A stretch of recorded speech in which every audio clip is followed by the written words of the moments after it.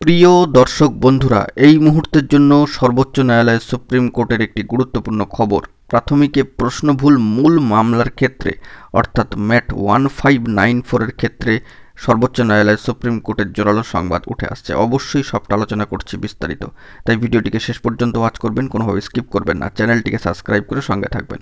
চলুন আমরা মূল টপিকে ফোকাস করি। বন্ধুরা, এই মুহূর্তে দাঁড়িয়ে অত্যন্ত গুরুত্বপূর্ণ খবর একেবারে সর্বোচ্চ ন্যায়ালয়ের সুপ্রিম কোর্টের সাইট থেকে আপনারা অন স্ক্রিনে দেখতে পাচ্ছেন। প্রাথমিকে প্রশ্নভুল সংক্রান্ত মূল মামলা ম্যাট 1594 অত্যন্ত গুরুত্বপূর্ণ। এই মামলা কার্যত কিন্তু সর্বোচ্চ ন্যায়ালয়ের সুপ্রিম কোর্টের স্ট্যাটাস বর্তমানে লক্ষ্য করা যাচ্ছে। বর্তমানে এটি পেন্ডিং পর্যায়ে রয়েছে, দীর্ঘ সময় ধরে এই মামলা কিন্তু চলছে। Motion hearing after notice for admission civil কেসেসে রয়েছে।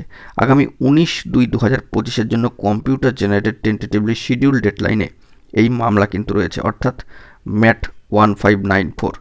এই মামলার ক্ষেত্রে আগামী 19/2/2025 শুনানির কিন্তু সম্ভাবনা থাকছে। তবে এই সংক্রান্ত বিষয়ে কজ লিস্ট চলে এলে এবং সিএল নাম্বার চলে এলে সবটা কিন্তু স্পষ্ট হবে। আপাতত প্রাথমিকে প্রশ্নভুল মূল মামলা ম্যাট 1594 এর ক্ষেত্রে যে স্ট্যাটাস বর্তমানে সর্বোচ্চ ন্যায়ালয়ের সুপ্রিম কোর্টের সাইট থেকে লক্ষ্য করা যাচ্ছে, এই মামলা আগামী 19/2/2025 জন্য কম্পিউটার জেনারেটেড টেন্টেটিভলি শিডিউলে কিন্তু রয়েছে।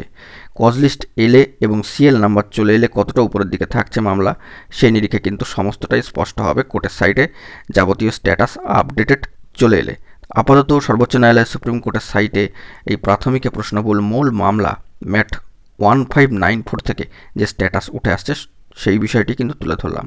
তো সকলের চোখ থাকবে সেই দিকে, কারণ এর উপর কিন্তু অনেক কিছুই নির্ভর করছে। প্রাথমিকের অনেকগুলো প্রসিডিওর, দেখা যাক পরবর্তী ক্ষেত্রে কী আপডেট উঠে আসে। এখন এটুকুই, সকলে ভালো থাকবেন, চ্যানেলটিকে সাবস্ক্রাইব করে নিয়ে সঙ্গে থাকবেন। ধন্যবাদ।